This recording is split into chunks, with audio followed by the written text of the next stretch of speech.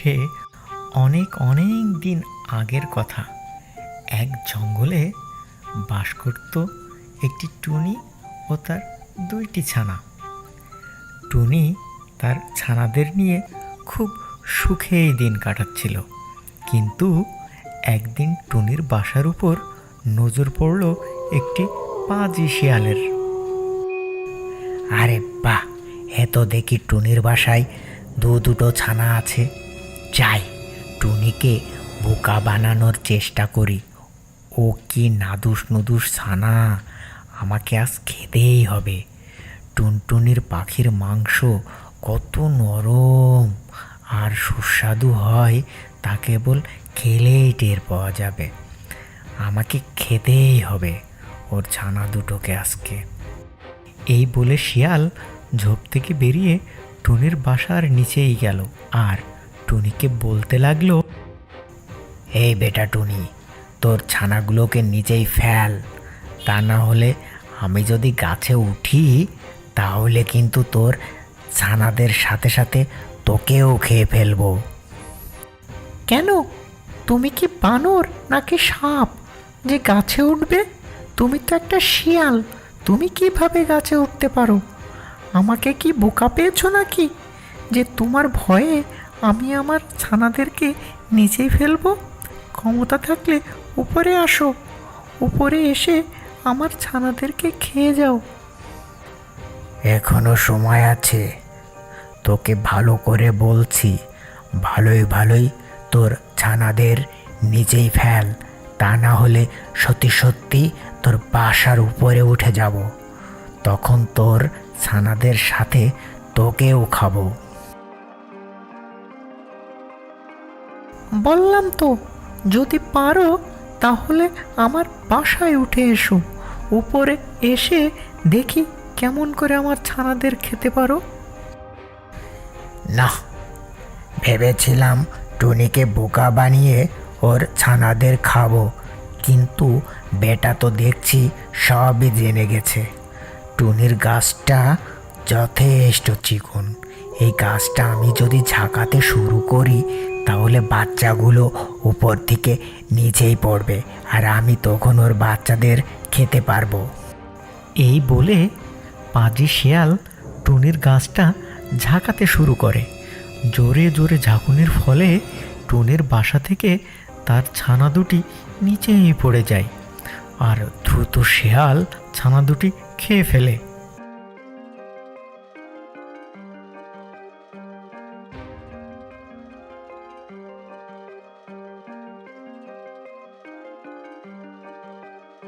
দেখলি তো টুনি, তোর ছানাগুলোকে আমি খেয়েই ছাড়লাম, মাঝখান থেকে তুই বেঁচে গেলি। আমি যদি সত্যি সত্যি গাছের উপরে উঠতে পারতাম তাহলে তোকেও খেয়ে নিতাম। আমি এখন যাই, আবারও তুই ডিম পাড় আর বাচ্চা ফোটা, তারপর আমি আবার আসবো, তোর ছানাদের খেয়ে যাব আমি। তুমি খুবই পাজি একটি শিয়াল, আমার ছোট ছোট ছানাদের খেয়ে কি লাভ হলো তোমার? তোমার তো পেটও ভরলো না, তাহলে কেন তুমি আমার ছানাদেরকে খেলে? আরে বেটা, তুই কি বুঝবি? তোর ছানাগুলোকে খেয়ে যে মজা পেয়েছি, এরকম খাবার জীবনেও খাইনি আমি।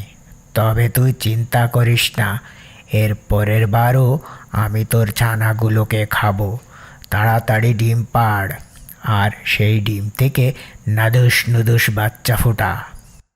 এই কথা বলেই শিয়াল সেখান থেকে চলে গেল আর টুনি মন খারাপ করে বাসাতেই বসে থাকলো। এই ঘটনা ঘটার বেশ কিছুদিন হয়ে গেছে। শিয়াল তার আস্তানায় বসে বসে ঝিমাচ্ছিল।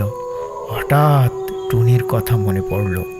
আরে, টুনির ছানাদের খেয়েছিলাম তো অনেক দিন হয়ে গেল, এর মধ্যে মনে হয় টুনি আবারও ডিম পেড়েছে আর ডিমগুলো ফুটে বাচ্চাও বের হয়েছে। যাই, একবার টুনির বাসায় একটু ওকে মেরে দেখে আসি, আমাকে তো দেখলে আবার বাচ্চাগুলো লুকিয়ে ফেলতে পারে, তখন তো কিছুই কপালে জুটবে না।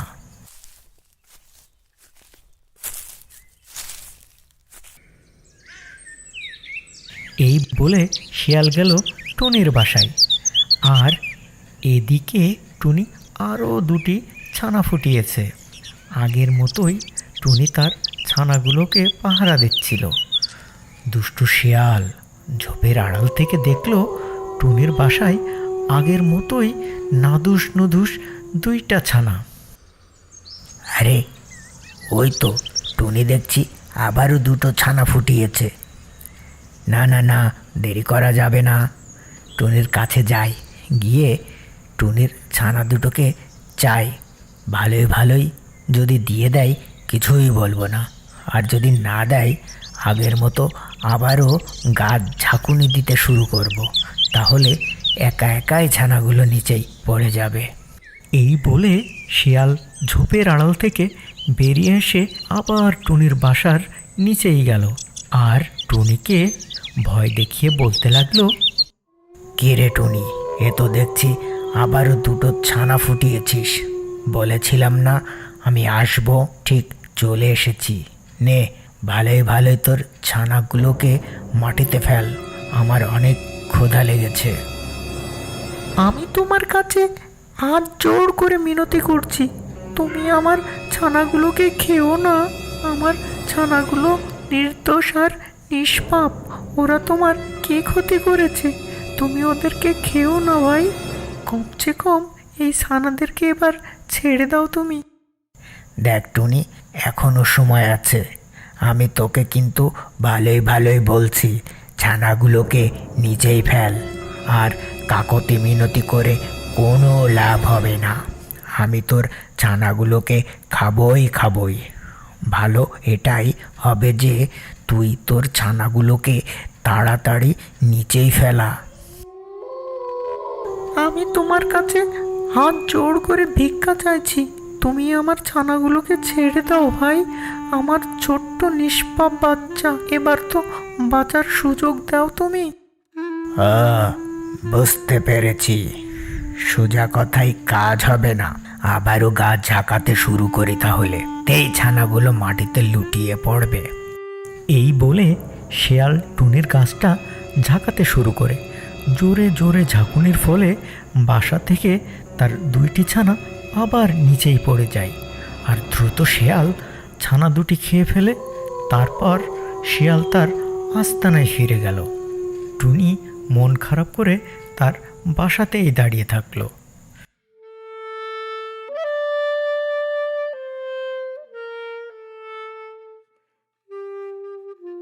পরের দিন টুনির বন্ধু কাক তার সাথে দেখা করতে আসে। কি হয়েছে বন্ধু তোমার, এত মন খারাপ কেন? আর তোমার ছানারা বা কোথায়? আর বলো না বন্ধু, একটি পাজি শিয়াল আমার ছানাদের খেয়ে গেছে। এর আগেও সে আমার ছানাদের খেয়েছিল, আর আমি কিছুই করতে পারছি না। শিয়াল তোমার বাচ্চাগুলো খেয়ে গেছে, কিন্তু শিয়াল তো গাছে উঠতে পারে না, তাহলে সে তোমার ছানাগুলোকে কিভাবে খেলো?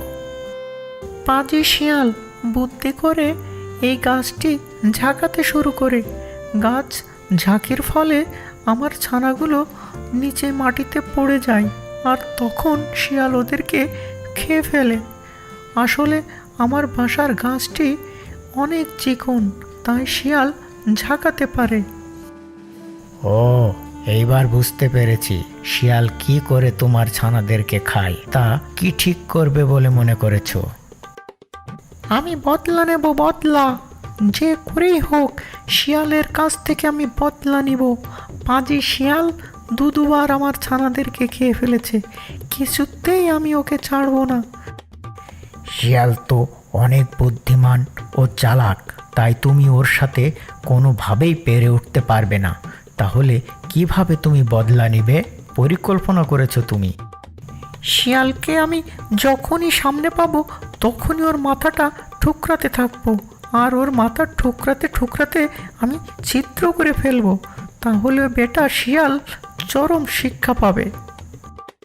আরে বোকার মতো কথা বলছো বন্ধু, তুমি যখনই ওর মাথা ঠুকরাতে যাবে তখনই তো ও তোমার কামড়িয়ে খেয়ে ফেলবে, তখন তুমি ওর খাবার হয়ে যাবে। আমার কথা শোনো, শিয়াল যখন ঘুমাবে তুমি তখন ওর একটা ছুরি নিয়ে গিয়ে ওর লেজ কেটে ফেলবে।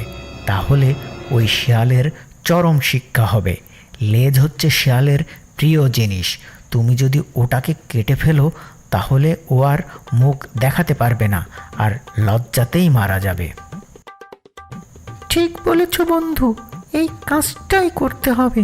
শিয়ালের লেজ কেটে দিলে শিয়াল কোনো মতে ওর মুখ দেখাতে পারবে না। তাহলে সুযোগ বুঝে শিয়ালের লেজ কাটতে হবে। এরকম বুদ্ধি দিয়ে কাক সেখান থেকে চলে যায়, আর টুনি একা একা সেখানে ভাবতে থাকে। বন্ধু কাক আমাকে সঠিক বুদ্ধি দিয়েছে, এতে আমারও ক্ষতি হবে না, আর শিয়ালেরও অনেক বড় শিক্ষা হবে। আরও লজ্জাতে এই বনেই থাকতে পারবে না। এখন গ্রামে গিয়ে একটি ছুরির ব্যবস্থা করতে হবে। তারপর ওই ছুরি দিয়ে শিয়ালের লেজ কেটে দেব, তাহলেই হবে শিয়ালের উচিত শিক্ষা। এই বলে টুনি ছুরির ব্যবস্থা করতে পাশের গ্রামে যায়। আর এরপর একদিন শিয়াল খেয়ে দিয়ে মজা করে তার আস্তানায় ঘুমাচ্ছিল। তখনই টুনি একটি ধারালো ছুরি নিয়ে সেখানে চলে আসে, আর সুযোগ বুঝে শিয়ালের লেজ কেটে দেয়। আর শিয়ালেরও ঘুম ভেঙে যায়, আর টুনি দেরি না করে সেখান থেকে চলে যায়। হায় হায়, এ কি সর্বনাশ হলো!